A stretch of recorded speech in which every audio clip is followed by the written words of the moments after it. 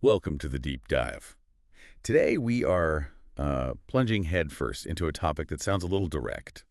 We're talking about growing the fuck up. And honestly, it's a concept that, well, it follows you through life, isn't it? It's not really a finish line you cross. Absolutely not.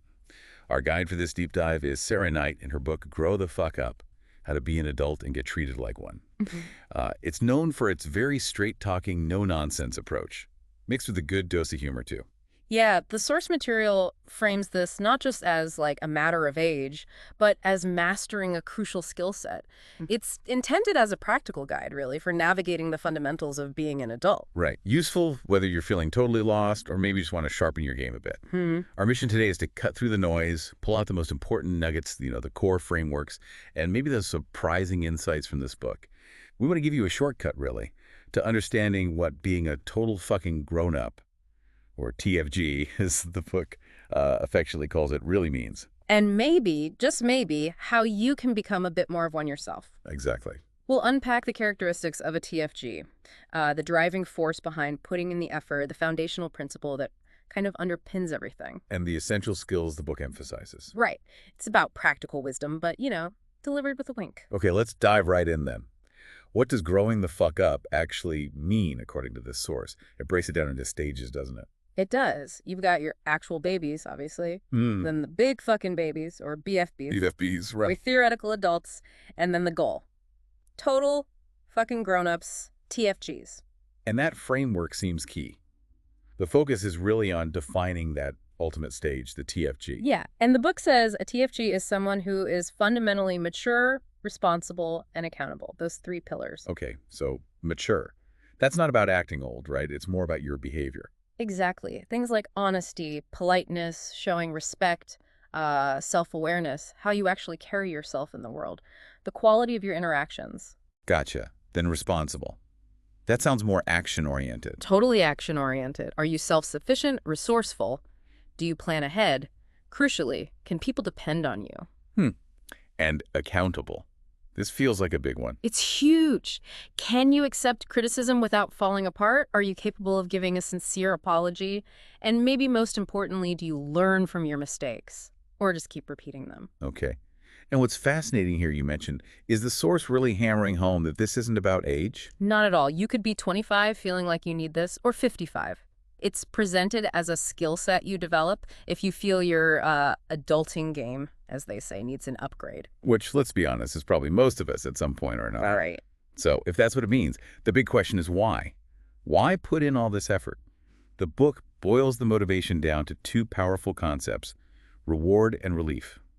R&R. Yeah, think of it as the grown-up version of, finish your vegetables and you get dessert. There's a tangible payoff for putting in the work. Okay, let's unpack the reward side first. What does being mature, responsible, and accountable actually get you? Well, the book offers some great and sometimes pretty funny examples, like Yeah. getting promotions or raises because you're seen as dependable, Makes sense. maybe scoring free drinks at a restaurant because you handled a complaint politely, hotel upgrades, better relationships because people trust you. Even like you mentioned, getting invited to cooler places, maybe that nice Airbnb villa because people actually trust you not to, well, trash it. Exactly. Knowing how to clean up literal messes is definitely a TFG trait. Ah, yeah. But the book also talks about cleaning up figurative messes, right? Yeah. Your own problems or screw-ups. Precisely. That ability to handle things is part of the reward. Okay, and then there's the relief side. Right. Adulthood is full of challenges. We all know that. Deadlines, breakups, complicated family stuff. Oh, yeah. When you approach these things with maturity, responsibility, and accountability, you strip away so much unnecessary stress, drama, bad outcomes. You stop creating extra messes for yourself. So R&R is the core motivation. Because, basically, acting like a TFG makes your life easier and more pleasant in the long run. Pretty much. It's not about striving for some impossible ideal of perfection. It's about building a life that actually works better for you. It reframes the effort as a positive investment. An investment in your own well-being and success. I like that. Mm-hmm. Now, let's talk about the absolutely foundational principle that all of this rests upon. The book calls it your ABCs. Action, behavior, consequences. This is the bedrock concept. Your actions and your behavior inevitably lead to consequences. Seems obvious, maybe. It does sound obvious, but I guess the book argues that big fucking babies, and even the theoretical adults, often act as if this link doesn't apply to them, or they just fail to consider it. Exactly. And that's why they get stuck in cycles of negative consequences, maybe getting fired, missing out on opportunities, damaging relationships. They don't connect the dots. Whereas total fucking grown-ups, Yeah. they don't just know this link exists. They use it strategically. They understand that good actions and good behavior are the direct path to good consequences, which, circles right back to that reward and relief we just talked about. Right. And this is where the anticipate and orchestrate method comes in. Yeah, it's about actively thinking ahead, considering the potential consequences before you act or speak, so you can deliberately try to steer things towards the best possible outcome. Okay, so the examples the source gives, like missing a deadline, the consequence is probably getting fired. Right. Or showing up to that important apartment interview late and covered in parakeet poop. Consequence. You probably don't get the apartment. A TFG anticipating these possibilities would orchestrate things differently, maybe reschedule that volunteer shift to make the interview on time and, clean. It sounds almost too simple when you lay it out like that. Right. But the book's point is that it's the consistent, conscious application of this idea that separates the TFGs. Yeah, it's easy to overlook when you're just reacting or not thinking ahead. What's powerful here is realizing that your intentionality shapes your future. You move from being just a passive recipient of whatever consequences hit you, To being an active architect of your own outcomes, or at least trying to be. and this understanding of cause and effect, the ABCs, it's foundational. It's the bedrock upon which the book says you build the essential skills of adulting, what it calls the C cycle. Right. Critical thinking, communication, coping.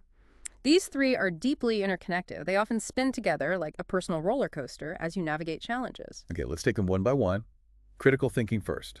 That's the ability to accurately assess a situation, process information. And crucially, anticipate those consequences we just discussed. Yep. The book contrasts TFG critical thinking, doing your due diligence, genuinely thinking through potential outcomes. With theoretical adults who might just kind of fake and mistake, bluffing their way through. Or BFBs who simply ignore the facts staring them in the face. The job interview prep example is good here. A TFG doesn't just show up cold. No way. They research the company, they think about likely questions and how they'll answer. They might even consider what they'd negotiate if they get an offer. They're thinking critically about the whole process, anticipating outcomes. Okay. And that critical thinking feeds directly into the next C. Communication, effectively expressing what you need, what you think, and also understanding others. Right. Actual babies babble. Theoretical adults can be vague or maybe unprepared. Whereas TFGs aim to be concise, persuasive, they use their own words, and they prepare what they want to say. And politeness, mind your manners, is highlighted here. Not just as being nice, but as a strategic weapon. Exactly. A strategic tool in communication. It smooths interactions, gets you better results. The book mentions the golden rule here, treat others how you want to be treated, because often that's exactly what happens back. And those 6 extra impressive and equally easy ways to be polite, like being quiet when others talk, being on time. Respecting guest lists. Don't just ask if you can bring 5 friends. Huh? Right. Honoring start and end times, respecting people's space. Simple stuff, but it pays dividends. And controlling your tone and demeanor is critical in communication. Striving to be calm, poised, articulate, and respectful. The author's cautionary tale about losing her cool on Twitter comes to mind. A stark reminder. Shows how quickly losing poise can derail everything and lead to bad consequences. ABCs again. There's that tool mentioned too, the 1Q, before reacting. Ask yourself, is this likely to improve my situation or make it worse? It's critical thinking guiding communication in the moment. Smart. Practical tips like power poses or dressing appropriately are suggested too, because they help you feel more poised. They can, yeah. That feeling comes across. And being articulate isn't about having a huge vocabulary. It's about speaking clearly and, importantly, using your own words, expressing your genuine thoughts, not just reciting something or hiding behind jargon. Exactly. And underpinning all of this communication is respect. Yeah. The book puts it so vividly. Do you kiss Beyoncé with that mouth? It's about respecting people's time, their limitations, their dignity, even understanding the pecking order in a situation, knowing the dynamics and navigating them respectfully. Okay. The book also touches on complaining. There's a difference between just blowing off steam, which we all need, Oh, totally necessary sometime. and just being a perpetually unproductive whiner. Right. It suggests productive vetching. If you're going to complain, try brainstorming solutions at the same time. And always, always read the room. Know when and where complaining is appropriate and when it's really not. Okay. And the third part of the C cycle is coping. This is the skill of handling the tough stuff. Difficult emotions, disappointments, failures, handling them effectively. It's how you process those negative feelings. Push through when things are hard, bounce back. Yeah, and it absolutely requires accepting accountability for your part in whatever happened. That link is crucial. The job interview scenario illustrates this again. A BFB might just melt down completely. A theoretical adult might scrape by if they get the job, but maybe crumble under pressure later. A TFG, whether they get the job or not, processes the outcome. They learn from it, they adapt. And the mantra here is suck it up, buttercup. But the book clarifies right. It's not about just bottling everything up and pretending it's fine. No, not at all. It's about acknowledging the difficulty, processing it constructively, maybe grieving or venting appropriately, and then moving forward without letting it paralyze you. So these three skills, critical thinking, communication, and coping, they really work together constantly. Like a cycle, exactly. You think critically, communicate based on that thought, cope with whatever the outcome is, and that outcome then informs your next round of critical thinking. It's dynamic. Okay. Shifting gears slightly, the book also talks about building blocks that make adulting easier day to day, habits and incentives. Yeah, developing good habits is presented as a way to automate some of the sucky things in life. So, Yes. well, they suck less. Contrast bad habits, like maybe always losing your keys, with good habits, like checking your bank balance regularly or doing a quick tidy up each night. Right. It suggests turning annoying chores into more frequent, less intensive habits. Taking out the trash when it's only halfway full instead of letting it become a science experiment. Or sweeping the patio every couple of days instead of waiting until you need a pressure washer. Exactly.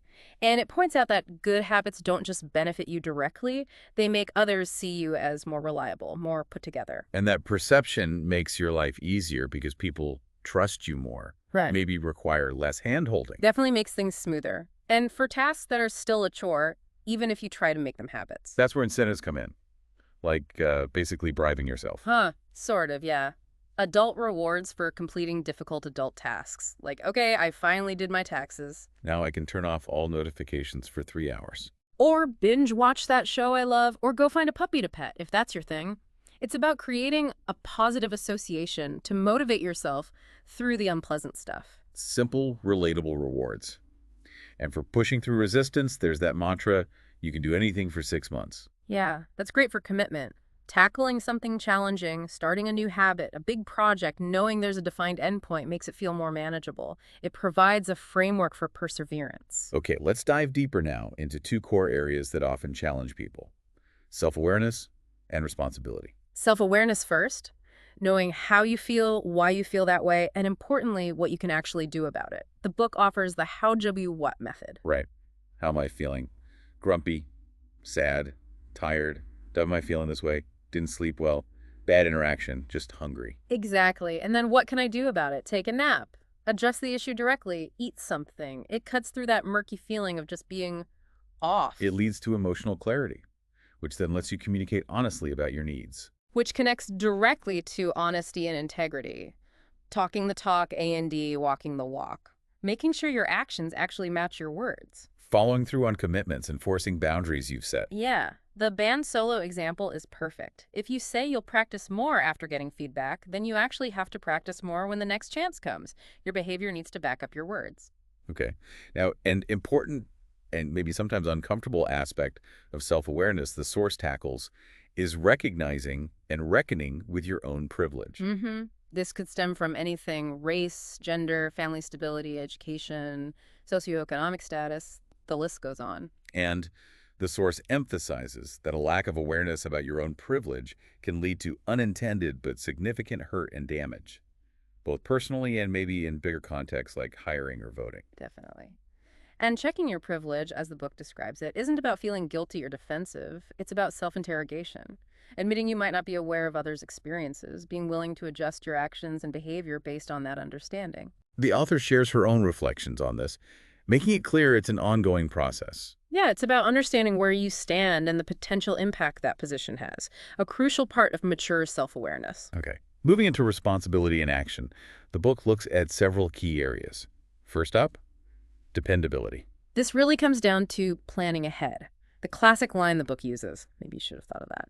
It's about not overcommitting yourself, managing expectations, both your own and others. And using tools, like "'twas the night before" checks running through everything you need for the next day. Simple but effective. And making lists. Make a fucking list. Asking yourself honestly, how long is this going to take for realistic time management? Prioritizing is key too, right? To stay organized and dependable. And Doing your homework. yes, getting necessary information, reading the fine print, preparing thoroughly. It prevents simple but potentially costly mistakes, like Randy booking that truly awful hotel because he didn't bother to read the reviews first. Avoid being Randy. Got it. Next is resourcefulness. This is about finding solutions when things don't go according to plan. That cry for help is often a sign you need resourcefulness. It means persistence. Keeping looking for answers. Yeah. Learning new things. Practicing. Trying different approaches. Making do with what you have. Resourceful people don't just give up easily. They ask themselves, okay, have I really tried everything I can think of? Where else could I find information? What can I possibly do with the tools or resources I have right now?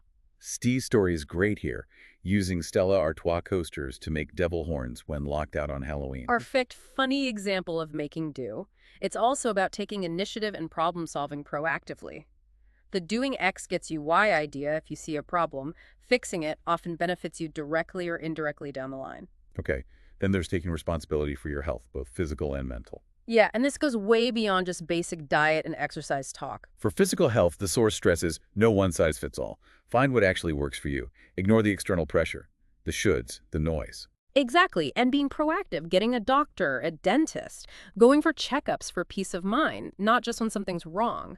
Taking responsibility for uncomfortable issues, rather than just hoping they disappear. Yes, and addressing those UTIs, hemorrhoids, ringworm, whatever it is, instead of just suffering in silence, that's adulting. And mental health responsibility. The book says it doesn't require being in total crisis mode to seek care. Not at all. It really encourages proactive self-care measures. Gardening, journaling, taking walks, doing puzzles, whatever helps you de-stress and recharge before you hit a wall. The benefits are huge, right?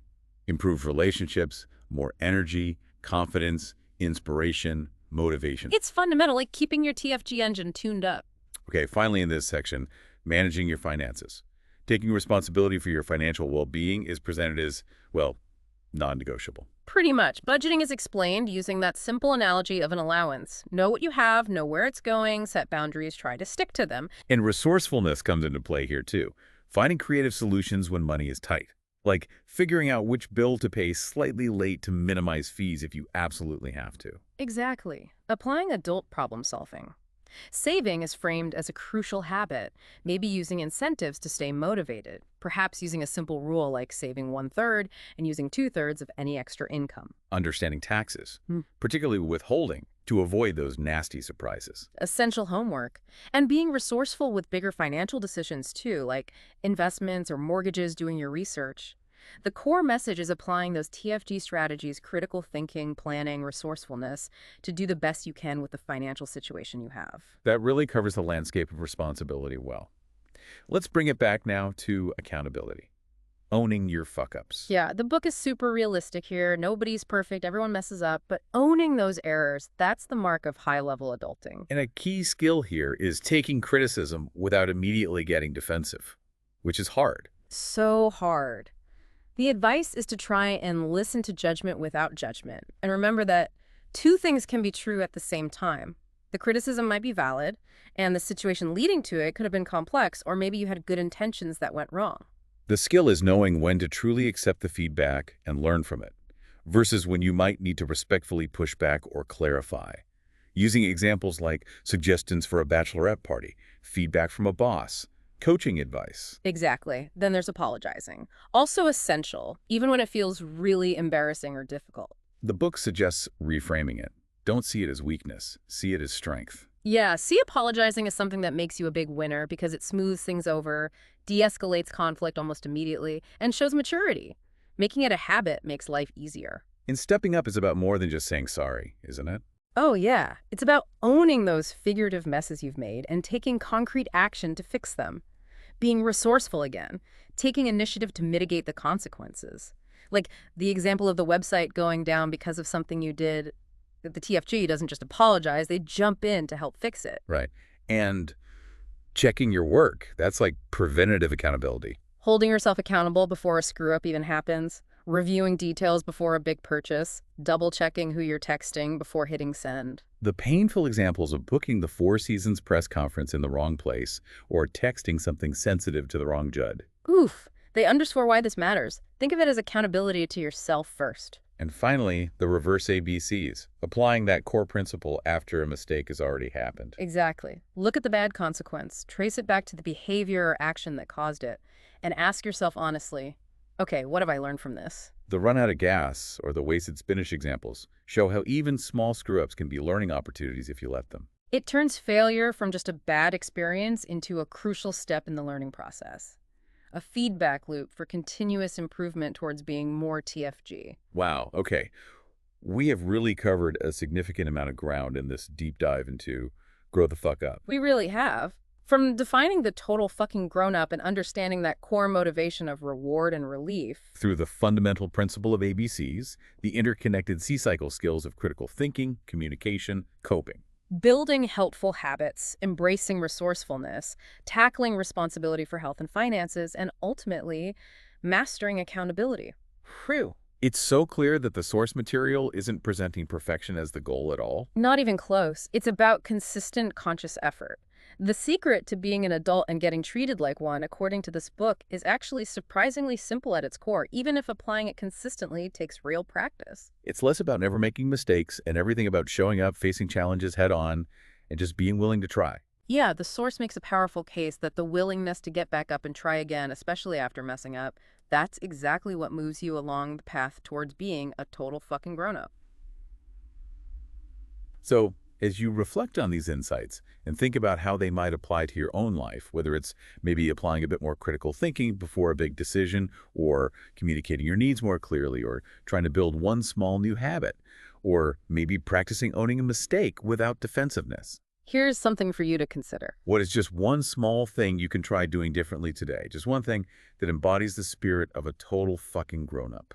Great thought to end on. Thanks for diving deep with us.